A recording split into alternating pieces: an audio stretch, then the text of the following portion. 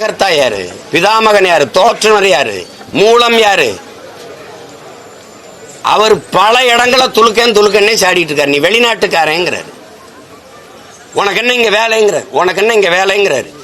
நீங்க திரும்ப திரும்ப அநீதியை செய்யறவங்களுக்கே வாக்கு செலுத்திக்கிட்டு இருக்கீங்களே. நீங்க இறை தூதரை கொண்டாடுகிறீங்க, இறைமகன் இயேசுவை போற்றுகிறீங்க. அப்படிங்கும்போது இந்த அநீதிக்கு எதிரானதுதான் இந்த இது தேவ குணம்ங்கிறது என்ன? இறை மக்களின் செயல் என்பது என்ன? ஊழல் லஞ்சத்தை வெறுக்கும், கொள்ளையே வெறுக்கும், மதுவை ஒழிக்கும், மதுவை வெறுக்கும், எல்லாத்தையும் வெறுக்கும். இந்த அநீதிகள், இந்த நிலத்தில் நடக்கிற வளச்சுரண்டல், கொள்ளை எல்லாத்தையும் வெறுக்கும். ஆனால் இதையெல்லாம் தொடர்ச்சியா செய்யற ஒருத்தருக்கு எப்படி அதிகாரத்தை கொடுக்கும், வாக்கு செலுத்தி வலிமையை கொடுக்கும்? அந்த செயல் யாரோடது? மாறிட்டீங்களேங்கிற ஆதங்கம். மாறிட்டு இருக்காங்களா இல்லையா? திரும்ப திரும்ப தவறுன்னு தெரிஞ்சு நீங்க எப்படி போடுறீங்க? நான் கேட்கறதுக்கு பதில் சொல்லுங்க. இஸ்லாமியர்களை இஸ்லாமிய தீவிரவாதிகள்னு சட்டசபையில பேசின ஆள் யாரு? இஸ்லாமியர் அப்பாவி இஸ்லாமிய சிறை கைதிகளை விடுதலை செய்ய எனக்கு வாக்கு செலுத்துங்கன்னு கேட்ட வாய் எது?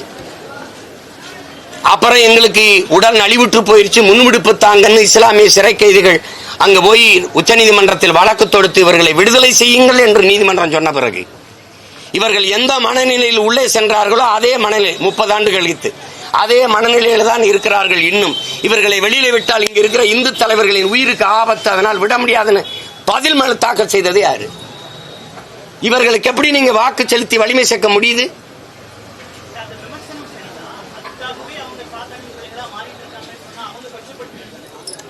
என்ன உன் பிரச்சனை?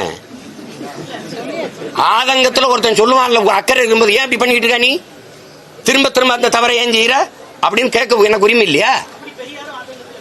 பெரியார் அப்படி சொல்லலங்க. ராஜாஜியோட கூட்டணி யார் போறது? அது அப்புறம் கதை. ராஜாஜியோட போனது நீ தானே சொல்ற. திராவிடம் பேசலைன்னா ஆரியம் உள்ள வந்துடுறான்னு. அப்புறம் நீ அதுக்கு வரேன். இதை முதல்ல கேளு.